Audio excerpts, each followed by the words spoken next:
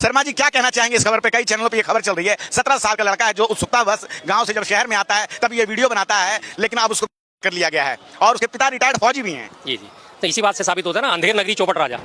अंधेर नगरी चौपट राजा की अगर लोगों ने कहानी सुनी होगी तो उसमें देखा होगा गुरु चेला होते हैं, वो जा रहे होते हैं अंधेर नगरी में, पहुंचते हैं और टके सिर भाग जी, टके सिर खाजा बिक रहा होता है। गुरु और चेले का लालच आ जाता है कि हम तो यहीं रहेंगे, हम तो यहीं रहेंगे।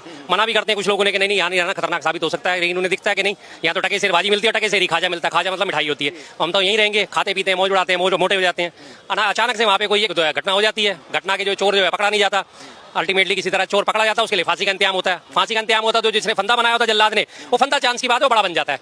अब बड़ा बन जाता है तो उसको चोर की गर्दन में हो गया फंदा फिट नहीं बैठता, तो उसमें क्या करा जाता है कि ऐसे मोटी गर्दन वाले को ढूंढो जिसकी गर्दन में ये फंदा फिट बैठ जाए, तो पूरे शहर में ढिंडोरा पिट जाता है। ढूंढो जी मोटी गर्दन वाले को, मोटी गर्दन वाले जो होते हैं वो वही मिलते हैं, गुरु और चेले मिलते हैं, दोनों की गर्दनें खा खा के खूब मोटी हो गई होती हैं, तो ला के उन्हें जो है फांसी पे चढ़ा दिया जाता है। तो इसलिए कहा जाता है अंधेर नगरी चौपट राजा। यहाँ पे जिसकी अकाउंटेबिलिटी होनी चाहिए, जिसकी जिम्मेदारी तय होनी चाहिए, उन पे किसी के ऊपर कोई कार्रवाई नहीं, कोई एक्शन नहीं, कोई रिएक्शन नहीं। पकड़ा किसको जा रहा है? एक वीडियो बनाने वाले को। भाई क्या गलती है उसकी? वीडियो बनाने वाले की क्या गलती क्या है उसकी? क्या वो कोई षड्यंत्रकारी था? क्या कोई आतंकवादी था? एक मामूली सा 17 साल का नाबालिग लड़का है। सबको आज ये क्यूरियोसिटी होती है।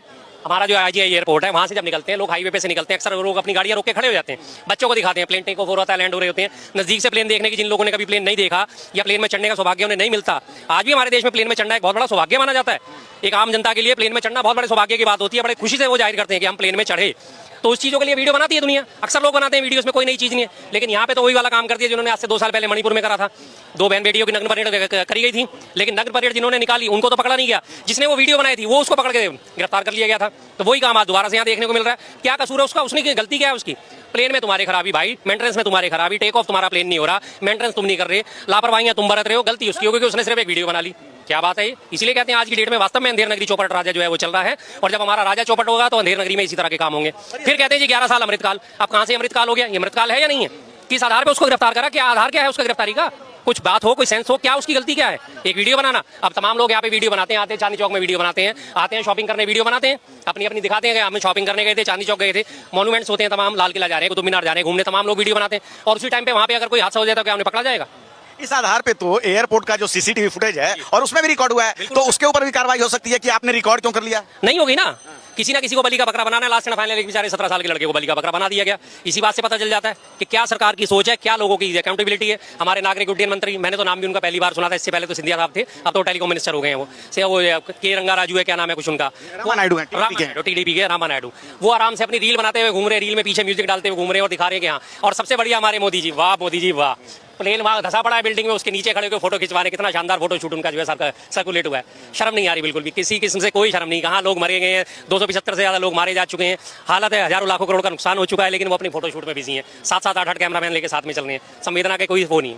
कितनी शर्म की बात है, हद से ज़्यादा शर्मिंदगी महसूस होती है ऐसी सरकार को देख के। 11 सालों के दौरान जो है एनडीए के शासनकाल में और बीजेपी के शासनकाल, एनडीए का शासनकाल तो अभी हम कह सकते हैं जो तीसरा वाला है, दो जो है फुल बहुमत में रहे हैं, और इस दौरान कई दुर्घटनाएं हुई हैं। जब टीएमसी का शासनकाल रहा है बंगाल में, वहाँ एक जो है पुल गिर जाता है, तब जो है मोदी जी ने एक भाषण दिया था कि भगवान का भी एक संदेश है। अब जो उनका वो वीडियो है वो वायरल हो रहा है, उस पर क्या कहना चाहेंगे? नहीं, अब वो भगवान का संदेश बीच में अटक गया ना सर, अब बीच में दीवार आ गई है, भगवान का संदेश अब नीचे तक नहीं आएगा, वो सिर्फ बंगाल में आएगा, क्योंकि बंगाल में भाजपा की सरकार नहीं है, इसलिए वहाँ पे कहा गया कि भगवान ने ये संदेश दिया है, पुल गिरा दिया, इसका मतलब यहाँ पे भ्रष्ट सरकार है। अब आपका जो हवाई जहाज गिरा है, इसका मतलब तो आपकी पूरी केंद्र सरकार में भ्रष्ट सरकार है। और सबसे बड़ी बात, अकाउंटेबिलिटी देंगे किसको? एयर इंडिया जो है आज हमारी सबसे बड़ी शर्म की बात क्या है, आज इतना बड़ा भारत देश होने के बावजूद हमारे पास एक सरकारी एयरलाइन कंपनी ही नहीं है। ये एयर इंडिया हुआ करती थी, इसे टाटा को वापस दे दिया गया, तो टाटा प्राइवेट हो गई, पोर्ट जो है एयरपोर्ट अडानी को दे दिया गया, बात खत्म हो गई। जिम्मेदारी किसकी? नायडू साहब जो है हमारे टीडीपी के जो केंद्रीय मंत्री बने हुए, उड्डयन मंत्री बने, उन्होंने अपनी रील बना के अपना तीसरी समझ ली, मोदी जी ने आके अपना फोटो शूट करा लिया। अब किसको पकड़ेंगे? ऐसे लोगों को पकड़ेंगे जो 17 साल के लोग हैं, जिन्होंने वीडियो बनाई है, उन्हीं के ऊपर जिम्मेदारी डाल दी जाएगी। हो सकता है कल को उन्हें किसी षड्यंत्र से ना जोड़ दिया जाए कि तुझे कैसे पता था, कैसे नहीं पता था, बता तेरे कॉल डिटेल क्या है, किससे मिलने आया, क्या मिले। तो ये बिल्कुल साफ कहते हैं ना कि 11 साल आपातकाल, ये इसी बात से साबित हुआ था कि ये 11 साल वास्तव में आपातकाल के हैं। ऐसी चीजें तो आपातकाल में भी देखने को नहीं मिली, जिसका दूर दूर से कोई नाता नहीं, कोई मतलब नहीं, उन लोगों को गिरफ्तार करा जा रहा है। तो ये सरकार की कार्यशैली पर आप क्या कहेंगे? कौन सी काम करने की शैली है जिसमें कि ना ही कोई मंत्री जिम्मेवारी ले रहा है, ना ही कोई अफसर जिम्मेवारी ले रहा है, ना ही टाटा का कोई कर्मचारी जो है जिम्मेवारी ले रहा है, ना ही बोइंग कंपनी पे कोई कार्रवाई हुई है, ना ही जो है एक जांच बिठा दी गई है। और अगर बात करें ऐसी दुर्घटनाओं का, तो लंबा इतिहास है भारत में, कभी भी जब दुर्घटना हुई है तो नैतिकता के आधार पर लाल बहादुर शास्त्री और तमाम नेताओं ने इस्तीफा दिए, लेकिन इस सरकार में ऐसा कुछ नहीं हुआ। और मात्र 17 साल का लड़का है जो कि उत्सुकतावश एक तरह का वीडियो बनाता है गाँव में दिखाने के लिए, वही चीज है ना। इसीलिए मैं कह रहा हूँ ना, जो बार बार इसको प्रचारित कराया जाता है 11 साल अमृतकाल, अमृतकाल नहीं है, ये मृतकाल है। इससे ज्यादा अमृतकाल और कैसा होगा कि 17 साल के नाबालिग लड़के को वीडियो बनाने पे गिरफ्तार करा जा रहा है? क्या सेंस दिखाता है? क्या ये हमारा संदेश जाएगा विश्व पटल पे? क्या हमारे यहाँ से क्या जाएगी? गलती आप लोगों की, गिरफ्तार करा जा रहा है जिसका कोई लेना देना नहीं है, दूर दूर तक लेना देना नहीं है, उसे गिरफ्तार करके। मैंने पहले भी बात शुरुआत करी थी ना, बात की अंधेर नगरी चौपट राजा। फिर से इसी बात को कहता हूँ कि इसी बात से साबित होता है कितनी बड़ी अंधेर नगरी चौपट राजा। और रही बात नैतिकता की, तो बेशर्म जनता पार्टी में इसकी उम्मीद करना सबसे बड़ी बेवकूफी है। बेशर्म जनता पार्टी में इसको इसीलिए नहीं कहता क्योंकि वास्तव में बेशर्म जनता पार्टी है। कोई अकाउंटेबिलिटी नहीं, कोई जिम्मेदारी नहीं, कोई नैतिकता नहीं, कहीं कोई संवेदना के स्वर नहीं है। आराम से सब लोग अपनी रील बनाने में मस्त है, व्यस्त है। 2 या 3 दिन अभी ये मुद्दा चलेगा, 2 या 3 दिन बाद इस देश में कुछ ना कुछ घटनाएं होती रहती है। कोई एक नई घटना फिर से हो जाएगी, उसमें लोगों का ध्यान फिर चला जाएगा और लोग इस घटना को भी भूल जाएंगे।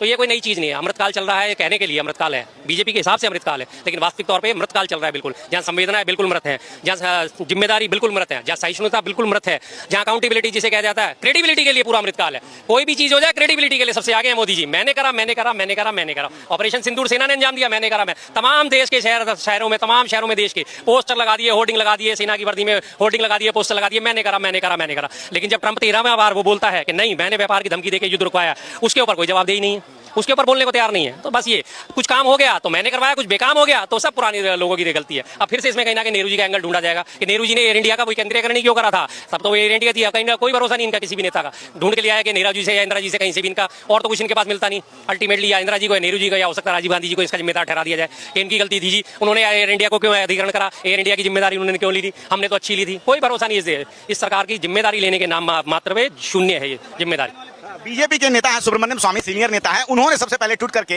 नैतिकता के आधार पर इस्तीफा मांगा है प्रधानमंत्री मोदी से, गृह मंत्री अमित शाह से। तो अभी तक तो भाजपा ने कोई ना ही कार्रवाई की है, ना ही पार्टी ने कोई जो इस पर कोई स्पष्टीकरण दिया है। एक बस जो है कमेटी बैठ गई है जांच के लिए, लेकिन बस वही ढाक के 3 बात कार्रवाई के नाम पे शून्य है। कमेटी बैठा देंगे, कमेटी क्या रिजल्ट देगी जी? ठीक है जी, टेक्निकल खराबी थी, ये थी, 1 या 2 अफसरों को इसमें जैसा सस्पेंड कर दिया जाएगा, 1-2 ग्राउंड स्टाफ को सस्पेंड कर दिया जाएगा, उसके बाद छुट्टी।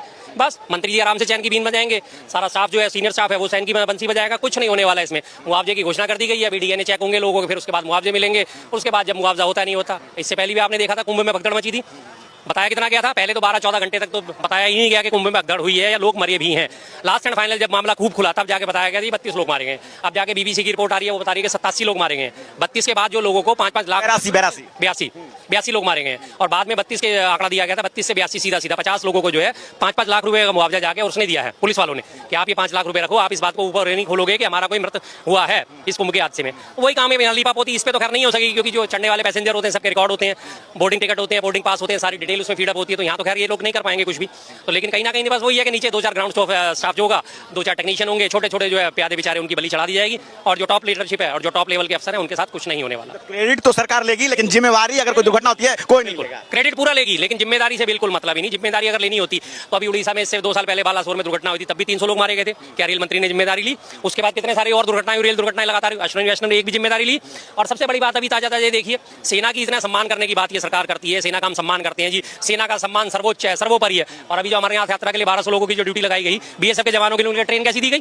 कितनी खचाड़ा, कितनी खटारा ट्रेन, जिसमें एसी भी नहीं था, और वहां से वो जा रहे थे 1200 बीएसएफ के जवान। ये इन लोगों की वो है अकाउंटेबिलिटी। एक तरफ कहते हैं हाँ नहीं जी हम सेना का सम्मान करते हैं, सेना हमारे लिए सर्वोपरि है, और सेना के लिए जो 1200 लोगों के लिए ट्रेन दी गई है वो इतनी खटारा बिल्कुल खचड़ा ट्रेन, जिसमें कूड़ा करकट दुनिया भर का फैला हुआ, कुछ नहीं। ये इन लोगों की नैतिकता है?